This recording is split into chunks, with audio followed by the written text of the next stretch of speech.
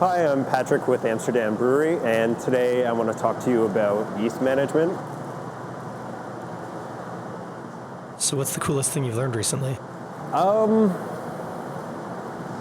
I guess when I was in Portland for the Craft Brewers Conference, I went to a lot of seminars on yeast management, and this is quite geeky, but there's so much that you can learn and perfect with regards to keeping your yeast healthy and viable, and so much room for improvement that I feel that, as brewers, we can, yeast is such an important part of making quality beer, and that's something that we've really focused on here at Amsterdam, is making sure that our yeast is healthy, our fermentations are consistent, the yeast is producing the flavors that we want, and even for the home brewer as well.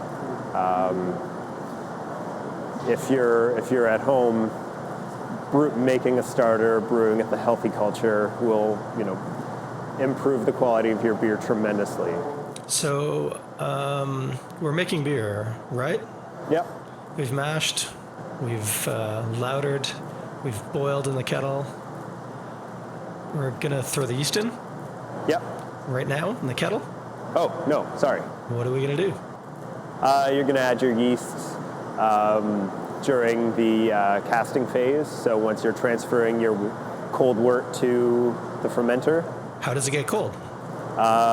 Here we pass it through a heat exchanger. At home, you can either use an immersion chiller or a home heat exchanger or ice bath. And so what temperature are you looking for?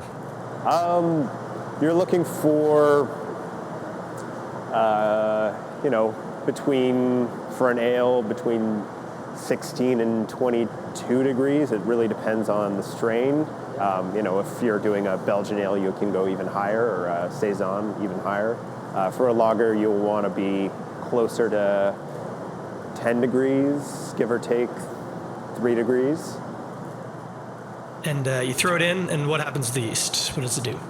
Well, you want to make sure that you're adding oxygen. About 10 to 15 parts per million of oxygen, and then you want to, and then the yeast is going to grow rapidly for the first 12 to 24 hours, and then it's going to switch and start consuming the sugars and turning that into alcohol. Cool, and how long does that take normally? An ale usually, depending on the gravity of the beer, is about 3 to 7 days, maybe a bit longer for a high gravity beer. And a lager is anywhere from a week to 2.5, 3 weeks to get, to get to final gravity. So the yeast metabolizes the sugars and converts that to alcohol and carbon dioxide.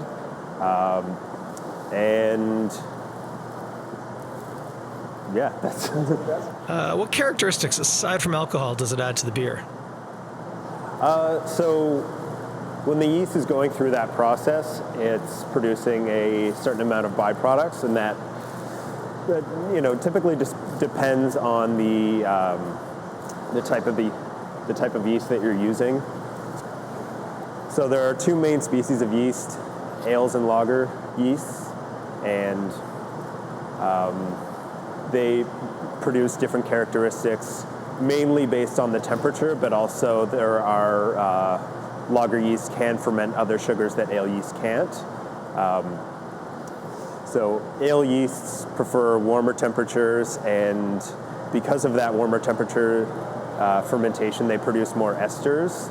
And so you, for example, in an English beer, you can expect some fruitiness, and in Belgian beers, that's really pronounced. There are some phenols as well that give Belgian yeasts that spicy character, whereas lager yeasts. They're fermented cooler, and because of that, they typically produce sort of cleaner flavors. You get a bit more of a sulfur character from the yeast, and there are certain things you can do with manipulating pitch rates with yeast. Like what? The classic example is with the Hefeweizen yeast. If you underpitch, you tend to produce more of the banana ester, and if you overpitch, you tend to produce more of the clove ester. So you can sort of control that based on your pitch rate, and also the temperature affects how much of those esters are produced. So pitch rate is useful in determining which esters are produced, and temperature is useful in determining how much esters are produced. So the sort of industry standard is 1 million cells per mil per degree Plato, and so what that means is when you're taking your sample of beer, if you're making a 12 Plato beer, you want to make sure that you have roughly 12 million cells per mil.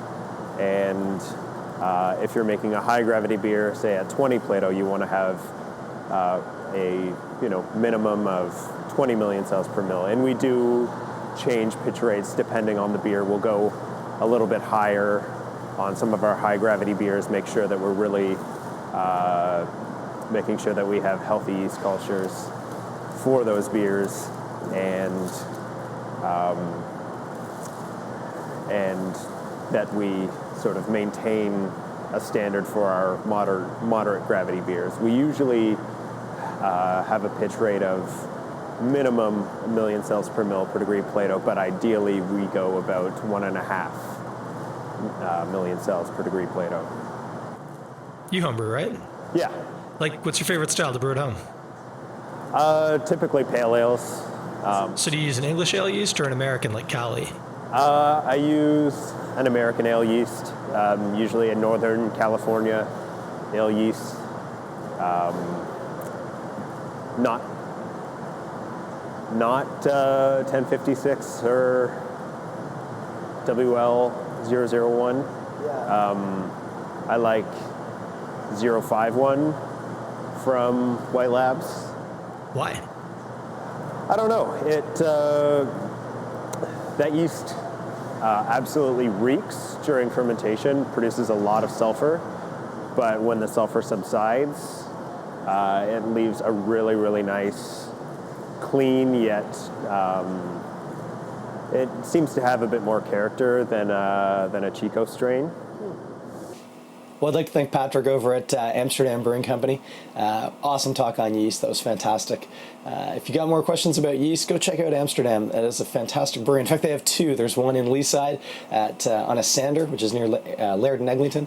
They also have one down on Queen's Quay, the Brew House, which is amazing. Big old restaurant, beautiful view of the bay.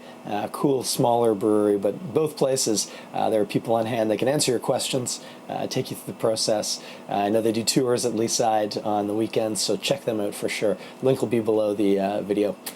So thanks for that, Patrick. Keep your eyes out here. Sight Glass videos. More and more videos coming down as we speak. Insights into beer that you wouldn't otherwise get. Thanks for watching.